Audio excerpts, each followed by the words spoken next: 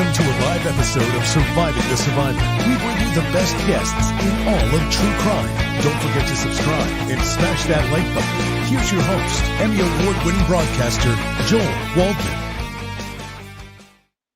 What's up, STS Nation, and welcome to another episode of Surviving the Survivor, the podcast that promises to bring you the very best guests in all of true crime. Tonight, you're in for yet another treat.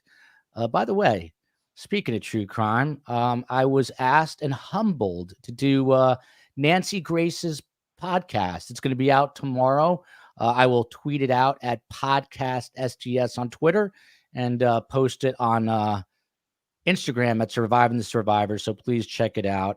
Nancy skewered me a little bit, but it's sort of a badge of honor. So we'll see how that plays out once the edit process. Here, there's no editing, but Nancy edits her show. But she is, I love being on her show because she is an icon in this genre and always interesting to be a part of. So again, welcome to another episode. The big question tonight is, what is going on in Detroit? It's been 8 months since Dr. Devon Hoover was found murdered in his historic $1.2 million Detroit mansion. He's an openly gay man, a renowned neurosurgeon, and he was found naked, wrapped in a carpet in his attic with 2 bullet wounds to his head. This happened back in April. You fast forward 8 months later, still no arrest. There was an arrest at one point, but that person was let go. Meanwhile, same story with a different story. An arrest was made in the murder of Synagogue President Samantha Woll. She made big headlines because this murder happened just after the Hamas attack on Israel on October 7th, and she's a synagogue president. A lot of people thought it was a hate crime. The Detroit PD has come out and said it is not a hate crime, and neither case to this day has been solved. And, of course, we have to ask, why? Joining us today, of course, our best guest, Chief James Craig, should be here. It appears he's running late. He's on East Coast time, so he should be here. He was chief of the Detroit PD back in 2013 to 2021. He was also chief of the Cincinnati Police Department and Portland, Maine's police department. 3 big departments, brings a wealth and breadth of experience. Again, hoping he will join us shortly. And he actually ran for governor of the great state of Michigan. And I think he may be planning to do that again. Was also deputy mayor of Detroit. So quite the resume. And also with quite the resume, first time on STS, big warm welcome to Darnell Z. Blackburn. He is a former police officer. I believe it is Auburn Hills, Michigan. He'll clarify that for us. He recently joined WDIV Local 4. That is my old, not that station, but my old world, local reporting. Tough job, great job. And he is the station's crime and safety expert on all platforms. He provides in-depth analysis as part of the station's approach to its crime reporting to help viewers better understand what is important. No rub against Darnell, but hopefully there'll be a day when you don't need someone to explain crime. Hopefully that day will come, and I bet you Darnell will be happy to be out of that job if that day ever does come. Last but not least, Steve Peterson, Wicked Steve Peterson from the great city of Boston.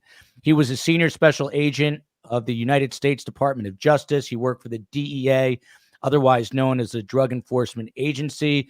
We also did a special show with him about a clandestine methamphetamine lab that became the inspiration behind the television series Breaking Bad. He busted the real life Walter White. What a career he had. He was also recently featured in the Netflix series about the Murdaugh murders. So just a quick note, please, if you can, support us on Patreon. Support us on YouTube. If you can't do that, I understand.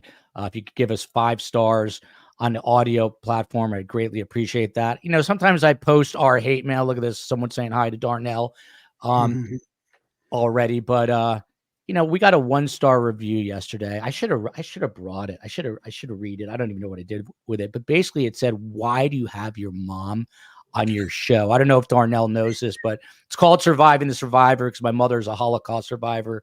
She comes on once a week. Someone said she's worthless. Do you hear that, STS Nation? You know what Carmela said when I showed that to her? Carmela said she's dead to me. That's what she said. That's what my mother, Holocaust survivor, said. Are you sure they were asking about your mother, Joel, or were they mistaking Nancy Grace for your mother? I'm not. Steve Peterson always bringing the humor. I love it. But that woman can buzz right off. I think it's still posted on my Instagram site. Look at this. We're the best community. I always say best guest, better community. Welcome Darnell from Meg P. So let's just jump right into this. Darnell, you're in that neck of the woods in the Detroit area. Chief James Craig is supposed to be here, and I hope he shows up, but we will be able to get along without him if he doesn't. But Chief White, from James Craig to James White, he just addressed the public. He's the current Detroit police chief, and he addressed both of these crimes, and we'll break them down. But in regards to Dr. Devon Hoover, he was murdered back in April. So it's been 8 months. And he says that the community has anxiously been awaiting answers in the murder of Dr. Devon Hoover, again, a renowned neurosurgeon, an openly gay man. But then Chief White says he has no new information and went on to say that neither of the crimes are related. This is becoming a little bit of a public relations nightmare for the PD. What do you make of this? And obviously the chief felt like he had to come out and say something, but really said nothing in doing that. So let's start with Chief White, who's an excellent guy, Joe. Excellent guy, and I mean that from the perspective of as a person that cares about the city of Detroit, as well as a leader. He's not just a great guy, but an awesome leader. What's going on with this situation, as again I can speculate, is that DPD wants to dot every I and cross every T. I don't know if you're familiar with our prosecutor, the Wayne County prosecutor, Kim Worthy, here in the city of Detroit. She famously prosecuted Kwame Kilpatrick, and kind of facilitated that entire case. And I'll tell you that just because they're not saying that they have leads doesn't mean that they don't have any. And I know that in this situation, it definitely has become a PR nightmare. Because there were some statements made. I think the chief made a statement about, hey, before snowfall, we'll have this person in custody. And the snow always falls in Michigan pretty early. So, I don't know if he meant like accumulated snow or just flurries. So if you talk about accumulated, we're all right, because nothing's really accumulated. So he still has maybe 10 minutes. But as far as that goes, I mean, I know that from what I'm understanding and hearing, they definitely or certainly have some people that they're looking at. And again, the DPD has jumped the gun in the past, as most large agencies have, trying to close a case without having enough evidence to make sure that this case can be properly prosecuted. So in terms of that, I would speak to that and say, hey, they want to do their due diligence before they put anyone out here. And even that person that they had that they had in custody was not formally charged. Ultimately, they ended up letting that person go. And so even in that type of situation, they wanted to make sure that, whatever that person knew, whatever the connection was, that they didn't blow this by trying to charge somebody without enough evidence. Yala says the Kwame Kilpatrick text or something. That's a whole other show that we're going to get to. Just so you know, Chief White is trying to get on. He, like myself, is a little tech challenge. Oh, there he is. Chief Craig. Chief Craig. I'm sorry, Chief Craig. I got to keep it straight. We got Chief James White and Chief James Craig. Yeah. Let me see if I'm going to let him. He is situating himself, but I see him in the background, so we will get there. Darnell, back to you for a quick second here. This home that we're looking at, and I'm going to bring it back up right now so everyone can see it. A beautiful home. It is the Boston Edison district of Detroit. Tell us about that neighborhood. By the way, Carm for president. You see that. You don't mess with Carm. You can mess with me or Steve Peterson or Darnell, but If I mess with and Carm, okay. do I not don't want mess no problem, with Carm. Yeah. No problem. But This historic neighborhood in Detroit, beautiful homes. Fisher or Motown legends, Chrysler founders, beautiful historic homes. As far as the safety and security of these areas, some areas have designated security that other than the police, some don't. In these areas, they're pretty free roam. You can walk through the area. It's not segregated. It's not gated. So anybody can pretty much come and go as they please in that particular area, the Boston Edison district. Yeah, and I'll tell you, I'm jealous because that house in Miami would be about $45 million where I live. But in Detroit, in that area, still relatively a steal at $1.2 million. But absolutely. It's a beautiful home, absolutely beautiful home. I know Detroit's going to make a huge comeback. It already is. We're doing it, baby. Yeah, it's a great city. It's a beautiful city, man. It deserves a great comeback. Steve Peterson, you've never been this quiet for this long. I just want to get your perspective on this. You're sort of the outsider here, obviously, coming to us from South Carolina via Boston. They had an arrest in each of these cases. The suspect was ultimately released from custody. And as you just heard, of course, the chief Chief White came out and basically was trying to make amends with the community. And I have no doubt he's a good guy with a tough job. But at what point, in your opinion, does this become a bit of a PR nightmare for the Detroit Police Department, where people in the public are saying, what are these guys doing? Are they able to solve these crimes? Well, I think it's already become a PR problem. Sadly, the public, most people, they watch shows like 48 Hours.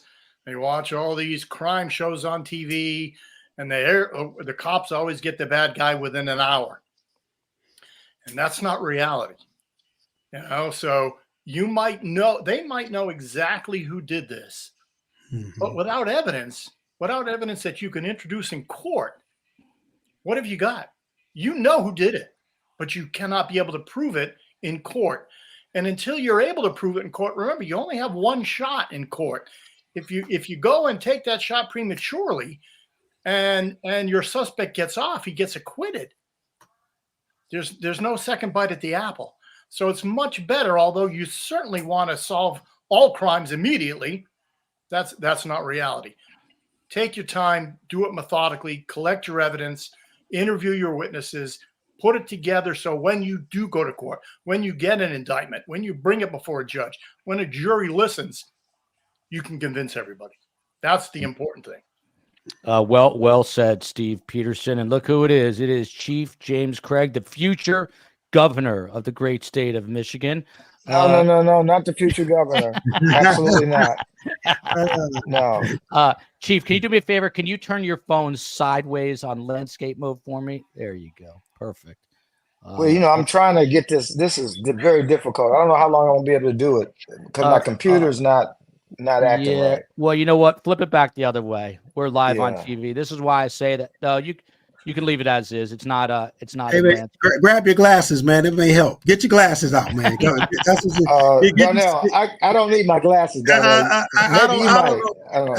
don't know what's going on over here. I've probably been doing this a little longer than you, so I'm good. Okay. You can date yourself if you want to, buddy. How you doing, man? I'm good. How you doing? Something tells me that Darnell and the Chief know each other. So Chief Craig, your counterpart, your current your contemporary here, Chief White, is having it's a tough job. There's 2 high-profile unsolved cases, and he came out just in the last few days to speak to the public to basically say he has no new information on either of these cases, and he said that he would have had an answer on the Devon Hoover, the neurosurgeon case, by the time, as Darnell just pointed out, that snow was on the ground. Snow. Well, I don't know what made him say that. I don't know what the validity of snow on the ground has to do with solving the case, but that's just me. And I'm not criticizing because I just don't know enough about this case. But I suspect if you've taken someone into custody as a person of interest, that means that they probably had probable cause to arrest. Ultimately, in Wayne County, it is the prosecutor who says, well, yeah, you may have probable cause to arrest, but do we have enough for certainty of prosecution? That has been a standard. I dealt with it. I didn't always agree with it. I'm not saying that's the case in this instance, because again, I don't know enough about it. In fact, there's been very little information given to the community about what's going on with this case. It's just not enough information. And the one thing, I might have been criticized as the chief for giving out a lot of information or being referred to as Hollywood Craig, but I felt a responsibility to make sure I was getting information out to the public. I mean, these are high profile cases. And when you think about the woman who is a leader in the Jewish community, and I appreciate the fact that he made almost a certainty that, you know, it wasn't a hate crime. And maybe they gave some sense of relief because it was the timing of it. But if not a hate crime, what was it? And I think, you know, if there was no evidence of forced entry, that tends to suggest that the suspect was acquainted with the victim. It tends to suggest that. But again, you know, I'm speculating, and I hate to speculate because when I was a chief, I had information. I don't have any information on either one of these two cases, only what I hear on the news. What I love about Chief James Craig is he's very measured, he's very thoughtful, and most investigators are. Chief Craig, it is I shouldn't. It's not my place, but if you have I feel like I hear some ambient noise there, maybe on a TV or radio. If you do that, okay. Well, and I'm going to come back to you in just a moment, but Darnell, back to you. I love having Chief James Craig on here. Wesley John Holmes, he's an Australian living in Tokyo. He says the doctor's death looks like a lover or otherwise someone who is familiar to him in the surroundings of the estate. Is there any way to assess that at this point, even, Darnell? I'm with the chief too in terms of what the chief just said. I mean, we can speculate, Joe, and for somebody to have access to your home or to be in your home without forced entry, no sign of that. Again, that lends to the acquaintance idea. And so, you know, we can't speculate. I mean, it could be a lover, it could have been a person that wanted to be, it could be a number of things, a number of people. So that's kind of the challenge. It's, you know, the familiarity is something to look at as it's somebody similarly situated to an acquaintance in some way. And I want to, if I could, Joe, go back to what the chief was saying about Samantha Woll's death. And I think, you know, one of the big things, or one of the good things about that is like Chief White said, that this is not a hate crime. For it not to be a hate crime, it does speak, again, speculation, speak specifically to the fact that for this to be, for somebody to gain entry into this person's home without force or any type of violent measure to get in, that there is, again, some sort of acquaintance there. And just like the chief said, and what I said earlier about the prosecutor, you know, you can know, and Steve said this too as well, you can know who did it. You can know beyond a shadow of a doubt that you know this person did it, but proving it is the issue. And I think that one of the things that happens in a situation like this is that, you know, the department jumped on it and said, okay, we got a person of interest in custody. And then, you know, just to kind of quell all the noise, and now they ended up having to let that person go because there wasn't enough evidence per the prosecutor and the prosecutor's office to say we're going to issue a warrant for this particular person. So it doesn't mean that they don't have somebody in their crosshairs, and no, it's just a matter of continually proving it. Chief, back to you. You're going to have to unmute yourself. By the way, Andy Schools in our community, STS Nation, she's in Detroit. She says Kim Worthy is the GOAT. Love her. She doesn't mess around. speaking about the state's attorney there. Chief, so Chief White came out about this, snow falling on the ground comment and said, in any event, probably an artful statement on my part. Snow has fallen, and that's why we're here today. The chief went on to say things have come up that compromised his hopeful timeline, but the investigation is still on track. I don't know Chief White. Darnell speaks very highly of him. This statement, just as a journalist, rings very hollow to me. Doesn't seem like there's a lot of meat on the bones. I'm just wondering, from your perspective, Chief, you've been in 3 different large cities, Portland, Cincinnati, and Detroit. You've been around the block. What, in your opinion, should be done by the head of the police department in a situation like this? Well, again, as I said earlier, it's unfortunate. I don't know a lot of the details. I have no idea why someone would say, well, by the time of the first snow, we'll have some closure. I mean, what does that have to do with anything? That doesn't make sense to me. And so, what needs to be said, and maybe, I mean, Darnell talked a bit about it, but what I know, because I've worked with this prosecutor's office, and I said it earlier in my remarks, was there probable cause to arrest? Was there reasonable suspicion to detain? Because what happens, you have 48 hours. Once you make the arrest, you got 48 hours before the prosecutor will either sign the warrant or the person's released. And typically what will happen, the prosecutor will give a list of to-do items so that they feel secure that this case is prosecutable. I don't know if that was the instance here. I mean, was there enough to arrest him based on probable cause? Don't know, because I don't know enough about it. But if it was enough, then he should have been charged, and then the department and the prosecutor's office could then go and build their case with this whole notion of certainty of prosecution. But again, I'm speculating, and I hate to speculate, because when I was a chief, I would have information. And I knew it was very dicey in terms of what you could let out without compromising or undermining the investigation. But I felt a solemn responsibility to the community to give them as much as I could give them without doing that. And so what may happen, they may rearrest this person. It could happen because they've met the requirements of the prosecutor's to-do list. And that way, now the prosecutor can say, okay, we can go ahead and charge now. But in the meantime, the suspect's out. Yeah. Who is the suspect? Is he a threat to the community? Was this an isolated incident? Was there a relationship between the victim and the suspect? Don't know any of that, so. Yeah.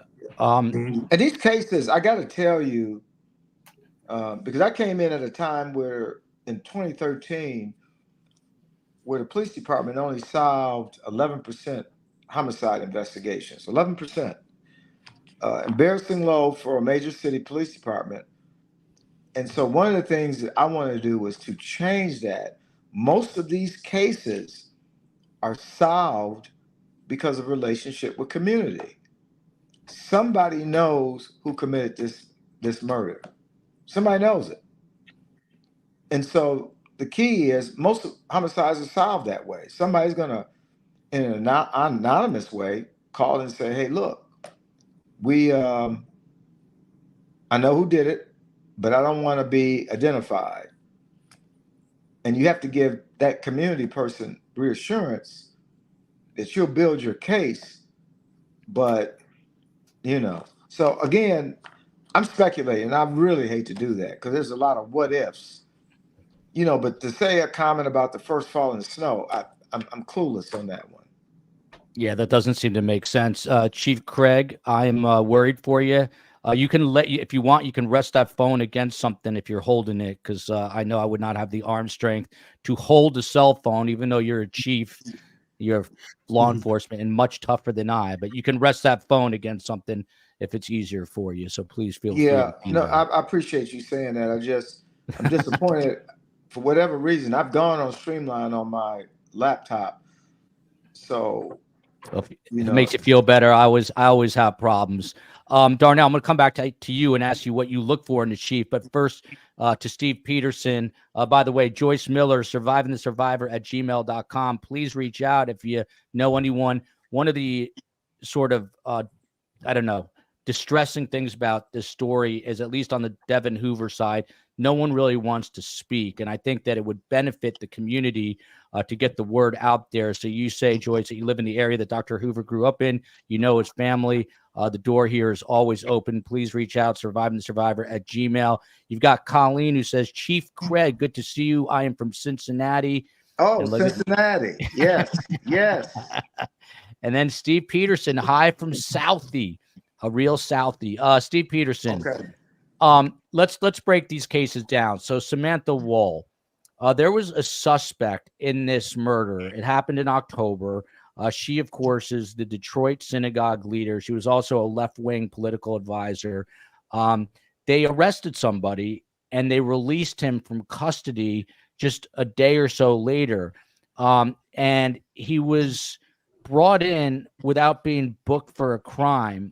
This was confirmed by the Detroit News from this suspect's attorneys, a woman named Allison Krieger and Mark Krieger, who I'm sure Darnell and the chief know of. But what do you make of this, again, that they brought this person in, they made kind of a mini spectacle of it, and then, summarily release this person? Well, there's some, as everybody's already acknowledged, we're all on the outside. We don't have any inside information as to what's going on. So we have to rely on news articles, reports, that kind of stuff, information coming out. And in the sad case of Ms. Waller or Ms. Woll, she went to a wedding. She came home from the wedding after midnight. Her body's found 6:30 in the morning the next day.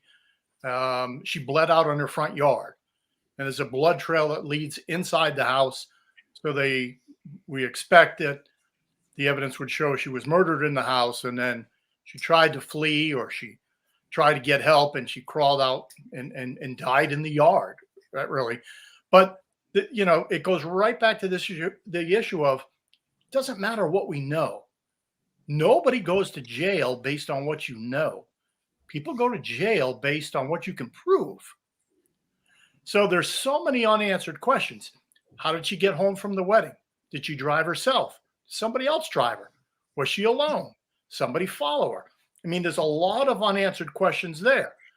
The fact that there's an undisturbed Israeli flag in her home is what the reports have indicated. What Chief White has made the comment, well, this was not an anti-Semitic killing, because otherwise you would anticipate the person to tear down the flag, I guess. But if you kill somebody, if you stab somebody several times and they run out the door, you're not going to stick around in the house to pull down the flag and desecrate her home to make a point. You're going to try to escape and get out of there. So there's a lot of information we don't know. Just like with Dr. Hoover, one of the family members calls the police, asks them to do a wellness check. He missed some type of event or gathering. Police go there based on what they find in the home. They search the house and find his body wrapped in a sheet, wrapped in a comforter, covered with a blanket, in the attic crawl space. Now, if you were not familiar with the home, how would you even know there's an attic crawl space anywhere? And how would you know to drag a body up there? You know what I mean? So you have to go by what we're told. So it all leads to speculation. And until the police can connect the dots and come up with evidence that they feel not only can they introduce in court, but would convince a jury beyond a reasonable doubt, because nobody wants to take a case to court if they're not certain that we can convict this guy, and I'm saying guy, I mean convict this person, right? If we can't convict somebody, why drag him into court? It only wastes our time. It embarrasses us. It shows us to be incompetent, and it allows the guilty to escape. And none of us want that. So these things take time. What's to me, what is personally fascinating about these two cases and about other unsolved cases is you literally watch these three seasoned investigators working through things in their mind. Darnell, I was going to go to you, but we just got a comment that I think is interesting, coming from Brianna, a young African-American woman. So, Chief, I'd love for you to take a shot at this. She just has a simple question. Do crimes ever get solved in Detroit? This is the sort of question that arises, I think, when the police chief, and I'm talking about Chief White, stumbles in terms of PR, in terms of assuring the community they're okay. Then you get these questions. How do you answer Brianna here? Well, as I've said in my earlier remarks, at the end of the day, did the department have enough to arrest this person of interest based on probable cause? Probable cause does not mean certainty of prosecution. It just means that there's enough evidence to make the arrest. That's what police officers do. Now, some prosecutors want a neat package. They want to make sure everything is bundled up in such a way that when they move forward, that there's a certainty of prosecution.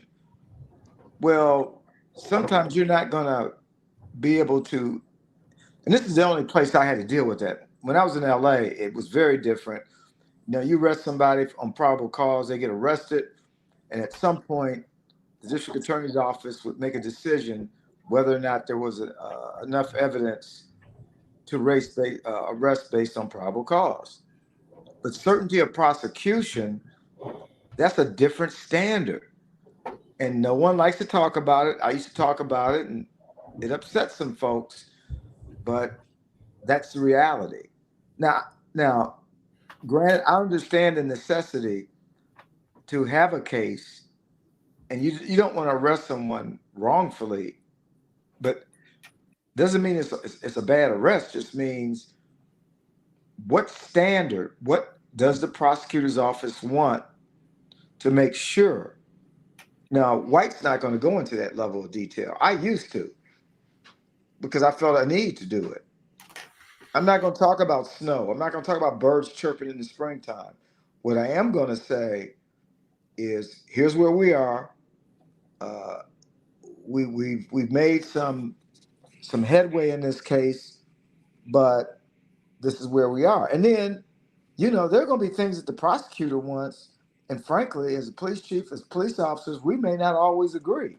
I said, why do we need to have that to guarantee the person should be arrested based on probable cause? Because if his phone records, let's go ahead and charge him, and we'll get you the phone records. And again, I'm speculating, and I want to be fair to the prosecutor's office because I don't know. But if they brought this person into custody, there was a reason why. It wasn't random, So that's my thought, my nickel, my 2 cents. I'm muted. I was going to say that's a good nickel, more like 7 cents, I would say. Terry Howie has a question for you, Chief. Chief, Yes. Can you ask persons of interest to volunteer to give a DNA swab without an arrest? That is the question to you. I err on the side of probable cause. I mean, there's two standards. There's reasonable suspicion. Reasonable suspicion is where you have the lawful authority to detain someone, but not necessarily enough to arrest. Probable cause is very different. And police officers typically will and do make that decision. And if there's probable cause, but again, in this county, the prosecutor wants to make sure there's a certainty of prosecution, which is different than probable cause. Because you might have probable cause to arrest someone, there's no guarantee it's a certainty of prosecution. It's just not. There's not going to be a certain, because it goes to a jury trial and they may opine that, that was enough evidence to make the arrest, but just not enough beyond a reasonable doubt. That's the standard. Beyond a reasonable doubt. And that's a heavy lift. That's very different than probable cause. And so, again, this is me speculating, but having worked here and having worked in other cities, I understand. And I do understand you want a suspect that if you arrest on probable cause, because it's something called conviction rate. The federal government touts that they love to say that they have a 98% conviction rate. Okay, that's great. But how many people are not in custody because of that standard of the 98%? That doesn't mean it wasn't probable cause to arrest. It may be a technicality involved that might say, well, there was enough to arrest based on probable cause, but we don't feel the standard was met for the jury or the court to say, they proved beyond a reasonable doubt. That's the standard, beyond a reasonable doubt, which is another way of saying certainty of prosecution. There you go. And I'm not a lawyer. And in the interest of full disclosure, I am not a lawyer, but I have been a practitioner in this work for over 44 years. So because I'm not a lawyer, I still have I opine, and I'm good at what I've done. And the problem with me, I'm going to call it like I see it. You probably know more than 99% of lawyers. No offense to lawyers. Michael O. So lest you think we are not a global show, morning from Mumbai, Joel. Love to see that. I don't think I've seen Mumbai in here, but I've seen a lot of other wild places like Nepal was in the chat the other day. Darnell, back to you. Number one, how big a story are these two cases in Detroit right now? You work for WDIV Local 4. How big are these stories? As big as till the next big story comes, as you know, in media.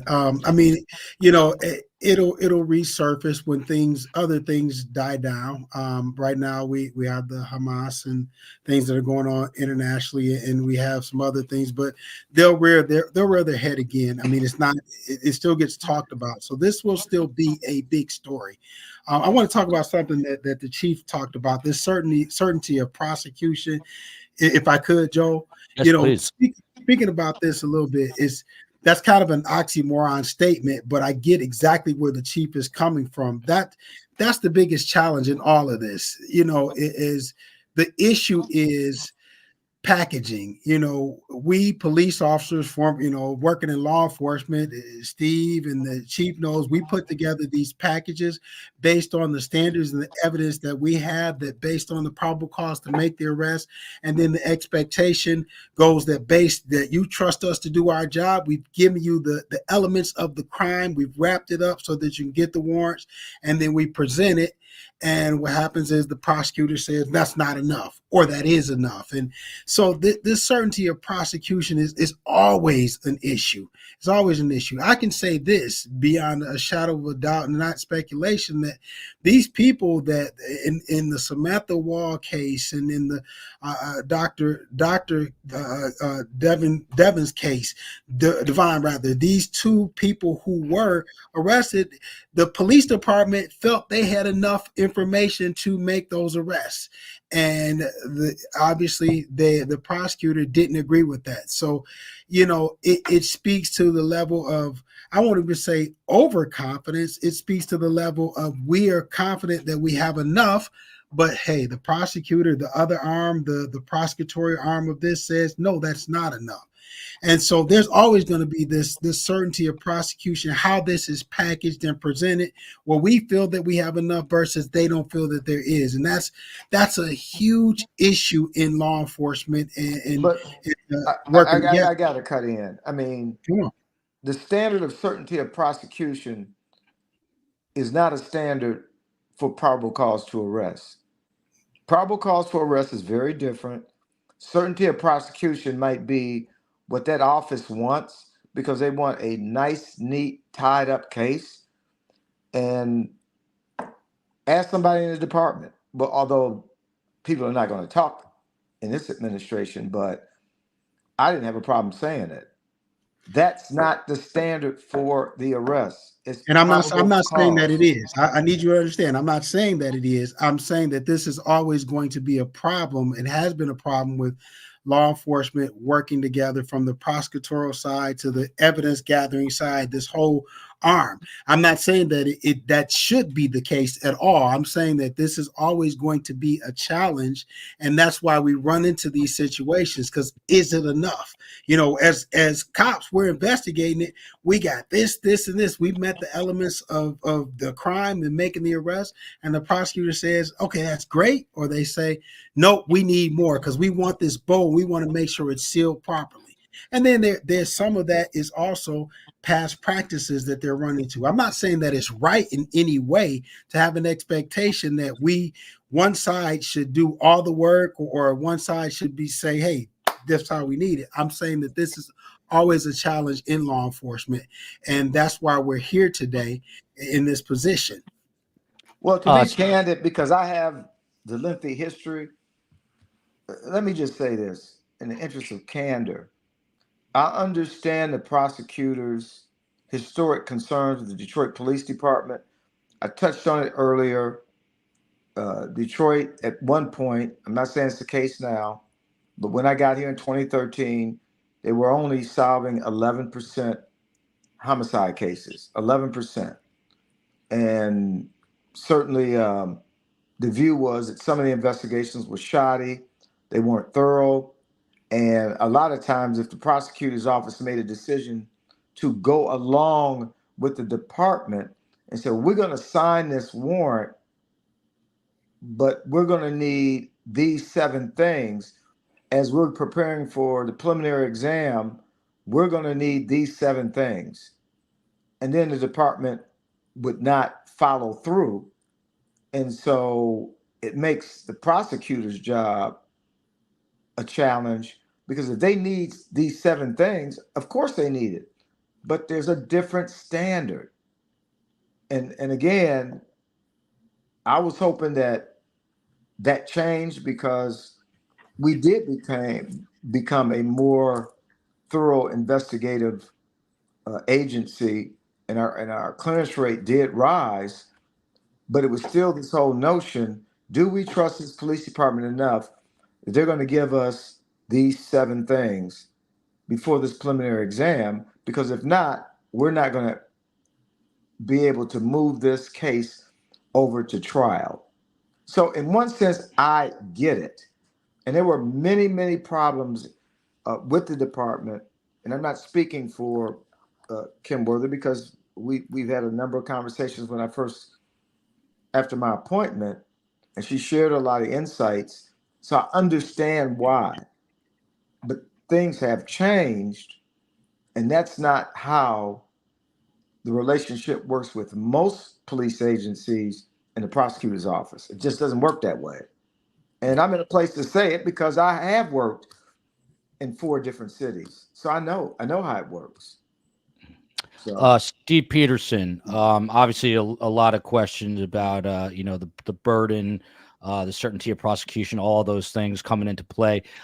Teresa, does the female victim of the stabbing, Samantha Woll, seem like it could be personal, as stabbings can sometimes be? Before you answer that, Steve, let's just get some of the nuts and bolts. So the Detroit News also reported that this person that they took into custody in this Samantha Woll case, and I'm going to put her photo up so we can see her like we did with Devon Hoover. This is Samantha Woll. And this is her home, by the way, which was the crime scene. So police say that, and this is according to 4 different law enforcement sources, that there was an ambiguous statement that this particular suspect made to the police about her October 21st killing. This person was also an acquaintance of Samantha Woll. He was detained in Kalamazoo, which is 140 miles from Detroit. He gave this statement, but then we're talking about the state, the prosecutor's office, and Kim Worthy's office told the Detroit News that police had not provided their office with a request for a warrant, which is what the chief was just talking about, did not provide their office with a request for a warrant containing charges against the detained man in connection with Woll's slaying. In other words, 48 hours passed and they could not ask for this warrant from the state. Steve, this is a lot to unpack. It seems like this person knows Samantha Woll. What's so bizarre to me, and maybe Darnell has an answer, I don't think this person has ever been publicly identified, which is kind of crazy. Steve, have you ever seen something like this? This high profile case, someone gets taken into custody and the media doesn't find out who this person is. What's going on? Yeah, that is rather strange, isn't it? That somebody hasn't leaked out a name. Yeah. And I remember reading in here in my research that not only was this person arrested like 2 weeks after Samantha was killed, but that this person also attended her funeral. Right? Yep. So if this person attended the funeral, what are the chances this person attended the wedding? What are the chances this person drove Samantha home? Previous listener posted a question saying, hey, could it be personal if they were stabbed? As most stabbings, or some stabbings are. Most stabbings are personal. Right? So maybe this person walked Samantha in. Maybe they went to the wedding together. Maybe Samantha had a drink or two. Maybe they both go in the house together. Maybe he makes an advance. She rejects him. He gets upset. Picks up a knife that's nearby in the kitchen. Whatever. It's all speculation at this point. We don't know anything. We're making this all up as we go. Yeah. But what about this? What about this notion that they have a statement? How often does that happen where the suspect in custody gives a statement and police still, possibly aren't buying that statement? Oh, it happens all the time. Okay. Here's a clue. Bad guys lie. They lie to their own lawyers. They lie to cops. And so they make a statement. Maybe the statement was, I didn't take her home. I was never there. But they have something that proves that he was there. So if they confront them with the evidence that shows that they're lying, they can kind of adjust their story depending on how the interview goes. And now suddenly, maybe there is an excuse for something. Maybe there is, I don't want to say alibi because that's not the word I'm really looking to use. But now it's like, well, I guess that's possible. Remember, police have tremendous discretion. And nobody wants to let the innocent go. But at the same time, we don't want to try to convict. They don't want the guilty to go. We don't want to try to convict the innocent either. So we walk that line. And when we are convinced we have the right person, and if we can develop enough evidence that can confirm and prove what our beliefs are, then we bring that to the prosecutor. And we say, this is what we have. This is what we believe. This is what we believe confirms everything. As Darnell said earlier, here are all the elements of the crime. We can address all these elements because you have to prove every one of them in order to get a conviction on that specific charge. And then you go forward. Well, people make statements all the time. And most of them are lies. So is that unusual? No, that's not unusual. I find it more unusual that we haven't figured out who this person is. How come the name's not been released? Is this a public figure? Is this somebody of some prominence? I don't know. Is this, so again, it's all speculation, but as time goes on and we don't find the answers to these, it gets my spidey sense tingling pretty heavily. Yeah. It gets curiouser and curiouser, as they say. Jammin says, nice tree in the background, Steve, really in the holiday spirit. Harder to get in I don't want to rub it in right now, but I'm about to. Hard to get in the holiday spirit when it's 82 degrees in Miami, but I'm working on it. It's an adjustment. I'm working on it. Don't send the hate mail to me. Hey, Mona. Darnell looks unhappy with that comment. Hey, Mona says, Darnell, you got a free invite to Miami whenever you want. Does it frustrate the police? Does it frustrate the police when they make an arrest and they are not prosecuted? Absolutely.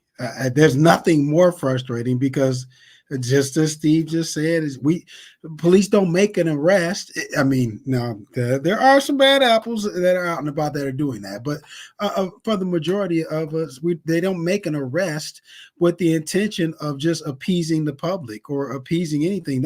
That's why this is really unique. Both these situations. I mean, the arrest was made or these people were detained or whatever you want to say because they felt they had enough to detain these people, or at least enough to gather more, to get more information. And so again, there's this disconnect that really it makes it very frustrating because you're not going to do your job or your due diligence and it doesn't happen. And so it becomes a huge frustration on all ends. And again, justifiably, I expect the prosecutors to say, hey, get us everything you can get us so we can get this bad guy off the street and lock them up for however long they deserve to be locked up.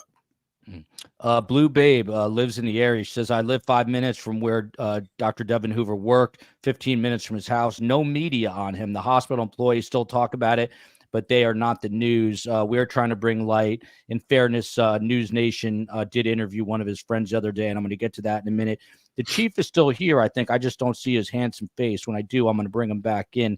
But Darnell, back to you on this. So Chief White, regarding, now we're back to Samantha Woll, gave another nebulous statement. There's the chief's face. Chief White says about Samantha Woll back when they arrested the suspect. He says, and I quote, a suspect has been taken into custody for the murder of Samantha Woll. While this is an encouraging development in our desire to bring closure for Ms. Woll's family, it does not represent the conclusion of our work in this case. The details of the investigation will remain confidential at this time to ensure the integrity of the important steps that remain. Investigators will be continuing to work with prosecutors until the conclusion of this investigation. Again, I was in broadcast news for 27 years. I don't know of a time where someone who was arrested, that their identity remains concealed and hidden. What do you think's going on here? Could it be someone who is high profile? And even if that was the case, the media is usually pretty good about figuring out who it was.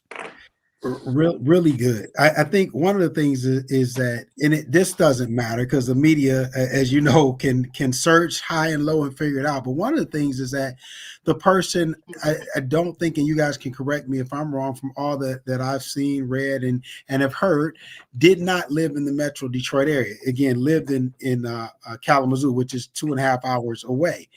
That still doesn't mean that it's somebody that you can't get the information.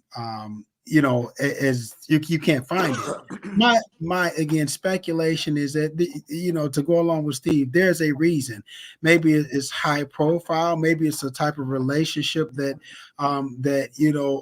the family or friends don't want to disclose. There's something going on that does preclude this person from being identified, and whether it's high profile, whether it's something that somebody wants to keep secret, there's a reason why it's secret, and it really has been that way since this has been announced. And it really does. It makes your spidey senses come up and makes you really, really wonder on all levels. Shout out, by the way, to Space Coast running the scenes from LA, behind the scenes, and of course our mods. I see I Am Not T-Pain, Gen X Granny, the best name in all YouTube, Shaquille Oatmeal, all hard at work. I apologize if I'm missing any of the mods, but these guys do the hard work, and I appreciate it. Keeping everyone in check, but we've got, I would say, best guest, better community. Steve Peterson, back to you here about this being a hate crime with Samantha Woll. And this is the quote from Chief White. Right now, the evidence does not take us there. When we talk about hate crimes, there are certain tracks they take. We're confident that we don't have any indication of that at this point. Now, Samantha Woll also worked for a left-leaning representative, Alyssa Slotkin, who happens to be Jewish as well. What do you make of this statement? Do you buy it 100%? Again, tensions were inflamed. Detroit, has a very high Muslim population. I think the highest outside the Mideast. There was a horrific story where a young Palestinian boy was stabbed recently. I think that was in the Detroit area. Horrible, but obviously emotions are tense, especially with the war in the Middle East. How do you think they're so certain that this is not a hate crime, which is what everyone, jumped to the conclusion of it being? Well, when I first read the story, that was the first thing I thought of. Mm-hmm. It was a hate crime. It happened, within days, maybe 2 weeks or whatever, less than 2 weeks from October 7th. So that's the first thing that came to mind, knowing the background of Detroit and the makeup of Detroit. There is a huge Arabic Muslim population in Detroit. So you've got a very prominent Jewish leader, the head of the president of the synagogue, who's murdered. That's the first thing that came to my mind. So when I read his quote that there's no evidence of any type of anti-Semitic intent or relating to this murder, it struck me as very strange. But also, you got to remember, unless you can prove that it was a hate crime, you don't want to stoke that fire. You don't want to go in there and start saying, we've got a hate crime. We've got to because boy, you're just poking the bear. You can only swing on a hornet's nest for so long and you're going to get stung.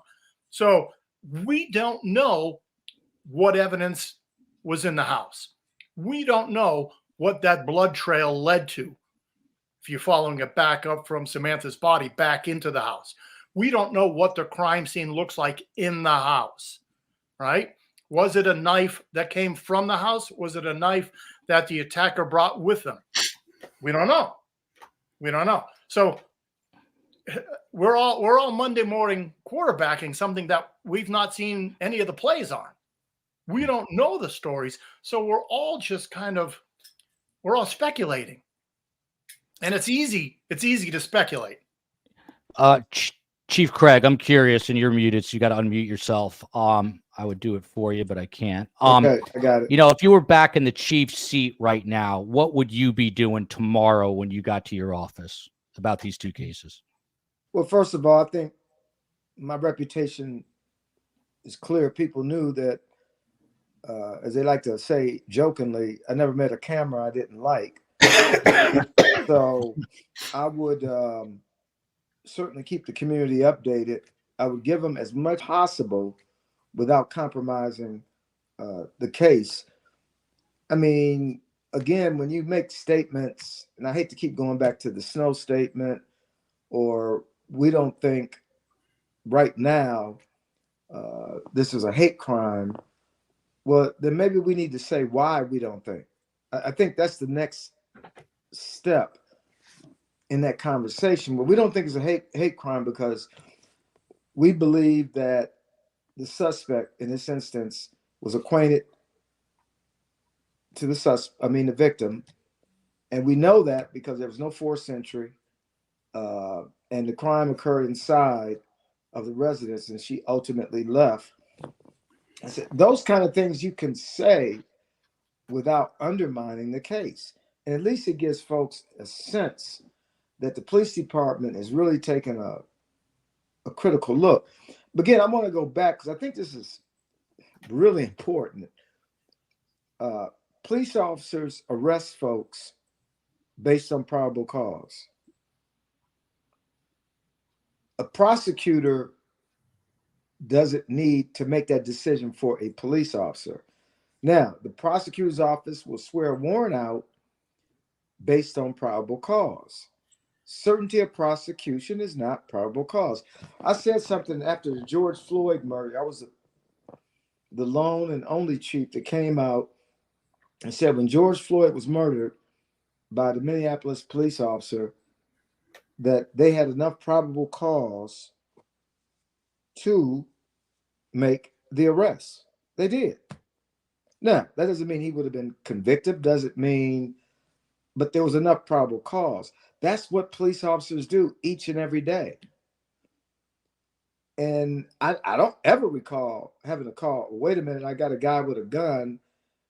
He doesn't have a concealed weapons permit. He's a felon. I know all of this, so I'm going to make the arrest based on probable cause. And then ultimately, the prosecutor's office makes a decision. Yeah, I think there was enough probable cause. Then they might say, well, did you interview all the neighbors up and down the street where the arrest was made? No, we didn't. No, we didn't. We got 48 hours, you know, to make sure this guy's in custody. And if you need to have the neighbors on that block where the arrest was made interviewed, we can do that. But a lot of things we just can't do because we just don't have the time to do it. And as it was said earlier, there's a lot of speculation. We're all just speculating. But because I've worked in the agency, because I've worked with the prosecutor's office, I can almost kind of say what I think. But that's unfair to the chief, unfair to the prosecutor. But yes, I would do things differently. And I always did. It's no secret. I always did things differently when it comes to this kind of stuff. There's a lesson in that, everybody. You do things different, you end up being the chief of police in 3 major cities. You do things the same, you just end up, I don't know. Well, I was a good not student. Being the chief. I was a good student. I spent 30 years in Los Angeles. And what better place to learn how to be a police officer? And I rose through the ranks. So, you know, I learned a lot, you know, and I took that training and that experience to me when I became the chief in Portland, then later Cincinnati, and back here to Detroit. But the thing I know most, the community wants to know, and you have got to feed the community. You've got to do it. Yep. Yeah. And sometimes it's not always in alignment with the prosecutor's office. Yep. There's a conflict there at times. Look at that. Rachel with a super sticker, born and raised in Detroit, moved to San Diego, California because I was cold. LOL. Whole family is still there. I'll be flying in and attending the synagogue that Sam was president of next month for a family bar mitzvah. Rachel, please reach out, Surviving the Survivor at Gmail. If anyone there wants to speak, like I said, we have an open door policy. I want to keep these stories out there. They deserve the attention. Let's see what this comment is. Thanks for covering this. This is from Rachel, the same person. This was devastating for my family in Michigan. Darnell. So News Nation, Ashley Banfield, who does great work at News Nation, she spoke to the family of Devon Hoover and also to some friends. There's a friend. I don't know if she spoke to the family, but she spoke to this friend. Her name is Carol Gove. And this was her quote on News Nation. This is back to Devon Hoover here, the openly gay neurosurgeon murdered in his very nice home in that affluent section of Detroit. The quote from the friend: there's been no communication from the police, nothing. The family has had nothing. I've had nothing either. It was always the same thing. Oh, we're tying up all the details by the time that snow falls. And then to hear him say that it was just an artful expression was just extraordinarily painful. It's just like, I don't know what to make of it. If you can't believe the police, who can you believe? This is definitely. Go ahead, Chief. Let me interject because I'm going to give you a story, and Darnell probably remembers this because it happened early in my tenure. There was a white female from Grosse Pointe murdered on the east side of Detroit. It was a very tragic, high-profile case. It was believed that her and her companions, somebody was looking for drugs and maybe was mistaken identity. Bottom line was she was fatally shot. So within 2 weeks, or maybe a week, there was a little local cable TV show, and I met the mother and the grandfather of the victim. And so I said, in a very kind of taking it for granted, I says, first of all, sorry for your loss, but I trust that the detectives are keeping you updated on information concerning this case. So she looks at me and she says, no, we haven't met with a detective yet. Now, keep in mind, it must have been 2, maybe even 3 weeks. I said, you have got to be kidding me. And so instantaneously, I got on the phone and called the commanding officer of homicide. I said, please tell me what I just heard is not true. That no detective has had a conversation with the family. Now, Darnell knows this. Investigation 101, you first talk to who? The family. If for no other reason you offer your condolences, they get to put a face with the investigator, okay? And then that way, but more times than not, sometimes in that initial meeting with the family, they say, well, detective, I got to tell you that there was something strange going on with my daughter. She was being harassed over the last couple of weeks. And that morsel of information is critical. And so my point was, as a matter of routine, the department didn't do that. They just didn't do it. And so, of course, that was cultural. I changed it. Now, I'm not saying that that's the case now, but one of the things I was very big on, you talk to the family out the gate, because you don't know what you might learn. And it's called public service. That's how you serve the public. Yeah, I Chief, I'd have to agree with you 100%. If you don't start there, where are you going to start? But Darnell, to the Chief's point, this friend of Devon Hoover goes on, and this is kind of disturbing. The friend says she got to the crime scene an hour after the murder, after she was alerted. She says there was no one there. There was no crime scene tape around the house or around the yard or around anywhere, and there were no police. There was no one there. She says a couple of hours later, and I quote here, they walked right by us, the police, and took the duct tape, a little piece of duct tape on the iron gate that led into the backyard, into the driveway, which was taped together. They took that off, walked around the greenhouse, and then left. If this is true, and I don't know that it is because people get emotional, and I've seen that as a reporter, it is disturbing because it's not proper police protocol.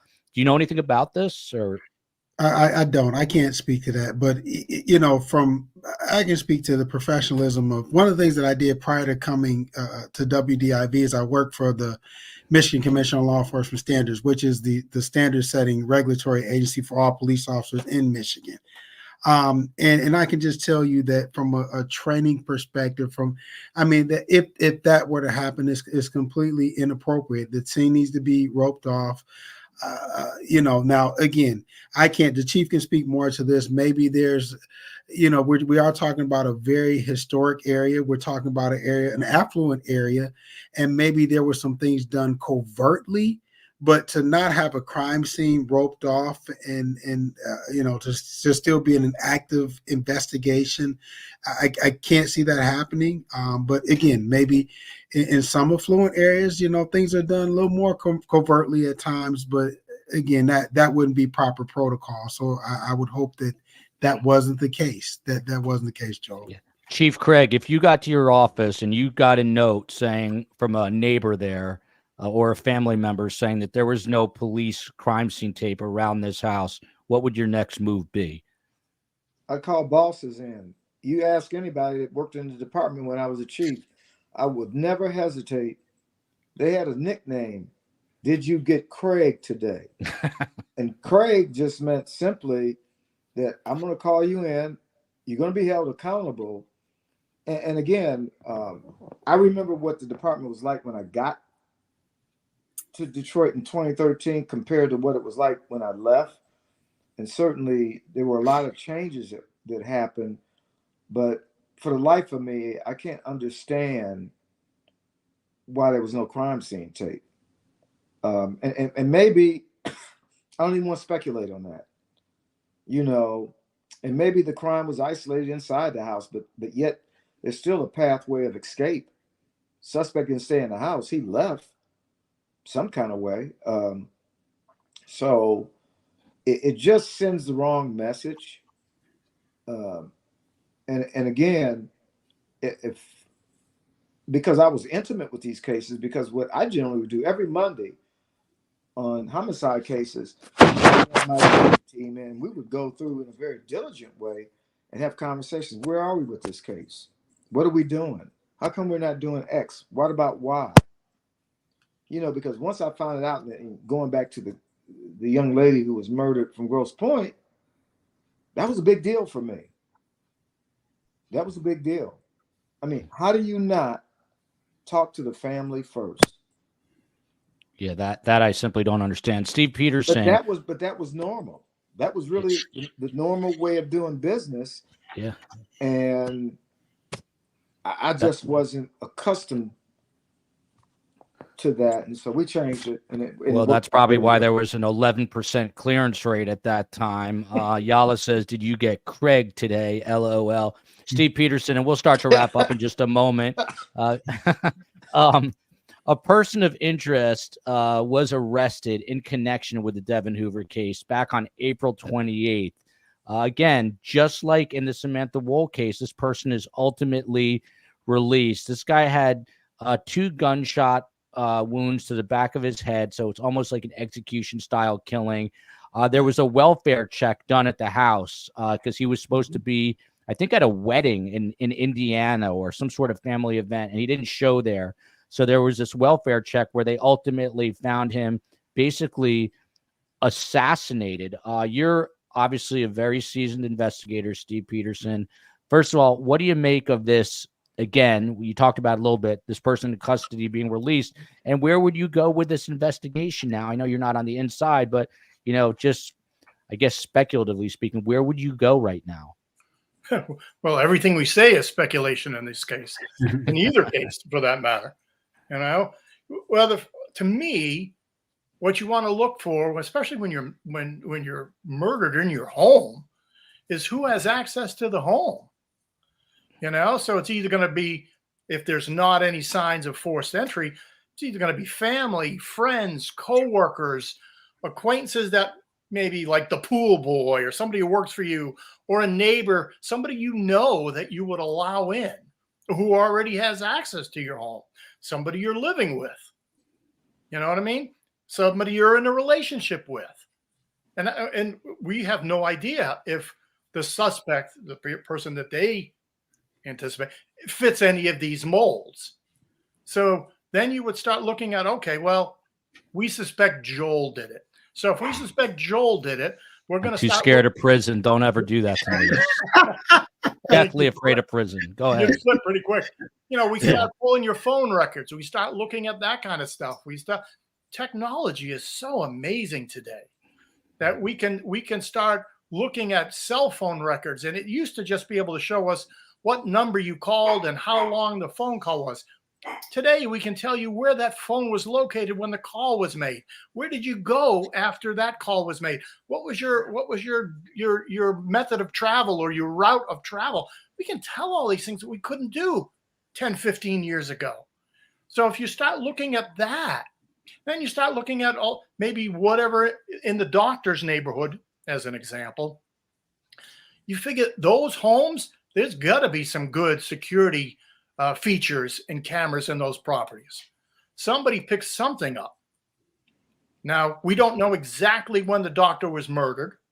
Right? We've not seen anything. At least I haven't seen the autopsy. I've heard talk about it. So I don't know at what point, at what time the doctor was murdered, how long his body was hidden in the attic crawl space. Was it days? Was it hours? We don't know. But that starts giving us the pinpoint to where do we start looking at that. We start interviewing as many people as we can. We start narrowing down the people who had access, and we work our way outwards from there. Let me rile up STS Nation. My mom is going to throw a fit. As you guys all know, this show is named after my dear mother, who is still with us, and I have a book coming out about her. She's a Holocaust survivor. This comment, because people are talking about it, came from Panda Fet, like a panda bear, FET, Panda Fet. 1-star rating on Apple. People say don't egg the trolls on. Here's the comment. Do it, Joel. Do it. Thank you, Darnell. I love you for saying that. Does his mother need money so badly that he needs to put her yenta, which is anti-Semitic, attitude on the air? It's way too much. She's too old. PandaFet, Buzz, right? off Panda Fett. I am not T-Pain. We need a buzz off Panda Fett. PANDAFET. You know, if you have nothing nice to say, you can say it to me, but don't say it about my 84-year-old mother. It's disgraceful. Horrible. Horrible. I would agree. I will defend my mother. So there's one other weird thing here, Darnell, and then we'll get closing thoughts on this. So this Dr. Devon Hoover, the night before his funeral, after the murder, his 12,800 square foot home, which by the way is now on sale, I read in the chat, for 2.2 or 2.4 million. That home is broken into. Police never said if anything was stolen. This is the night before the funeral. That is also really, really odd. As a veteran investigator, do you make any? Is that just serendipity, just coincidence? What is that? You can't in an investigation consider anything coincidence, but I can tell you that Detroit is full of opportunists. And in this situation, sadly, you can't take it for granted or just pass by, but there are many opportunists that will take advantage of the knowledge and the fact that this house is no longer occupied. It's in a high-end area, and so it could just be that. And again, you don't want to just take that at face value and make that decision. It definitely adds to the mystique and the sadness and frustration of this case. But in Detroit, sometimes that people they just will. It doesn't matter what the circumstance is. There's an opportunity. They'll take advantage of that. Lynn Parrish says Boston, Edison, and Palmer Park are safe places. The problem is that you'd have to be airlifted in to avoid the surrounding areas full of crime and thugs, followed by Dwayne Harris, friend of the show. He's new to STS. See him now in the chat. Love having him. Almost every home on Boston Boulevard has cameras, Joel. They've got to be looking at those cameras, of course. Steve Peterson, the guy was the most senior DEA street agent when he retired. That's because he said he was the oldest. But Steve is an amazing investigator, originally from Boston. He actually broke the real life Walter White Breaking Bad case. We did a show on it. It's called Surviving My Biggest Case with Steve Peterson. You can find it on our YouTube channel. He was also featured in the Alec Murdaugh saga on a Netflix series about that. Steve Peterson, are these crimes going to be solved? Do you have hope? And what are investigators? What do they have to be doing right now? Oh, I always have hope. I always have hope. In some instances, these cases take years. You just quoted the Netflix story. The case that I was involved in, that person was killed now 8 years ago. It's coming up on 9 years ago. Now, no one's been prosecuted in that case. I can tell you who did it, but no one's been prosecuted. So it doesn't matter what you know. What matters is what you can prove. I feel confident that Detroit PD will connect all the dots. They'll get enough evidence up there.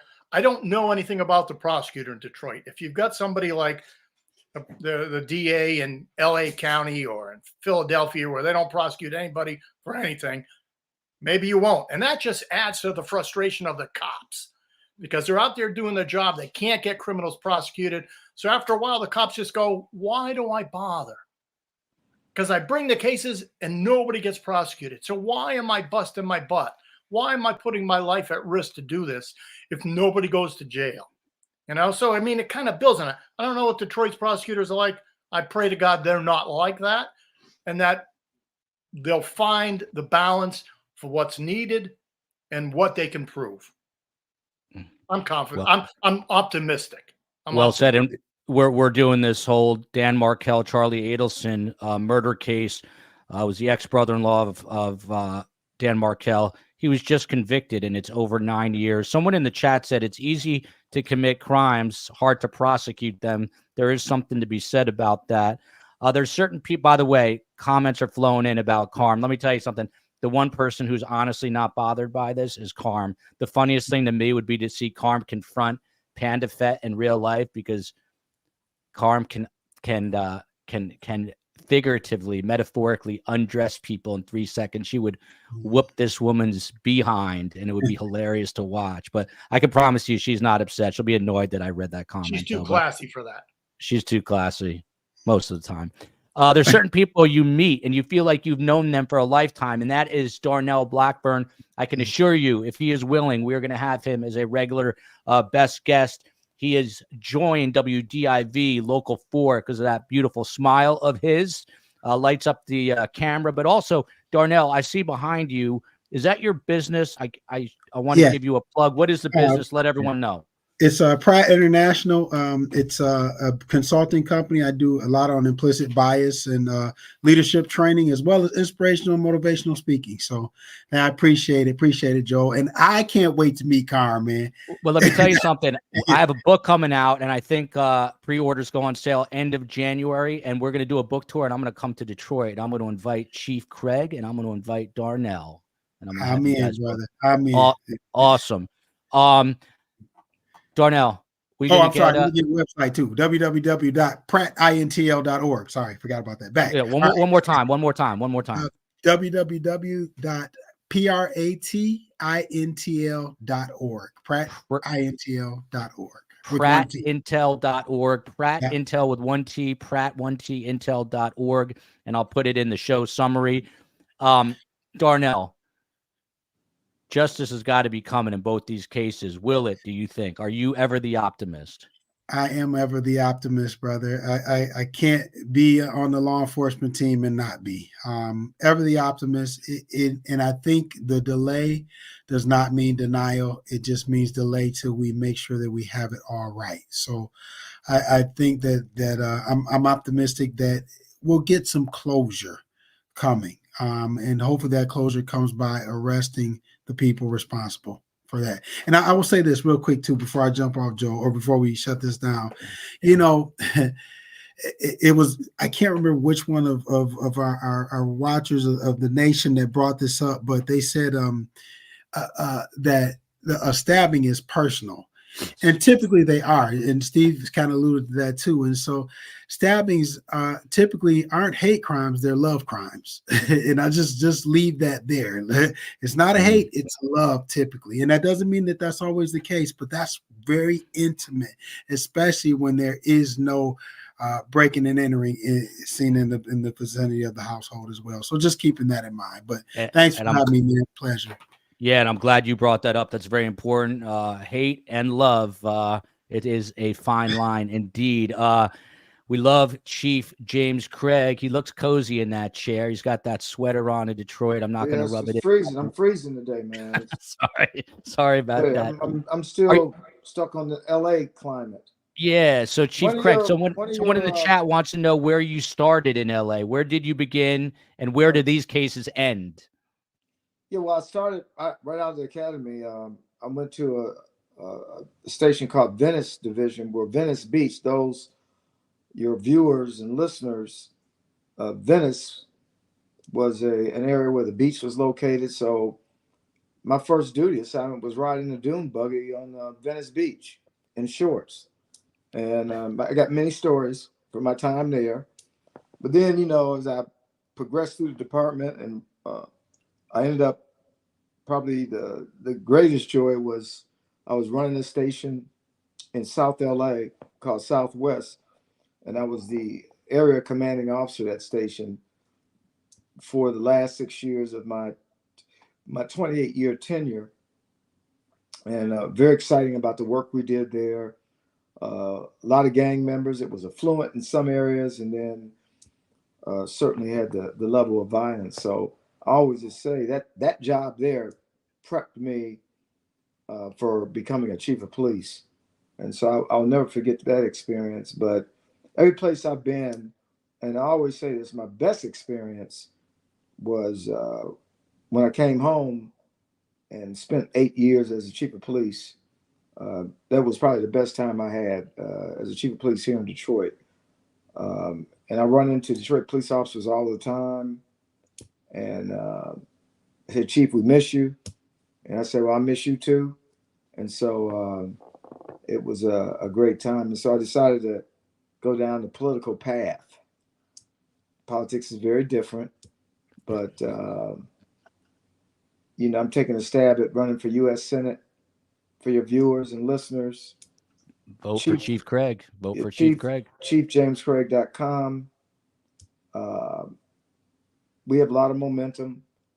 You know, my name ID is strong because, as you probably know, I've done a lot of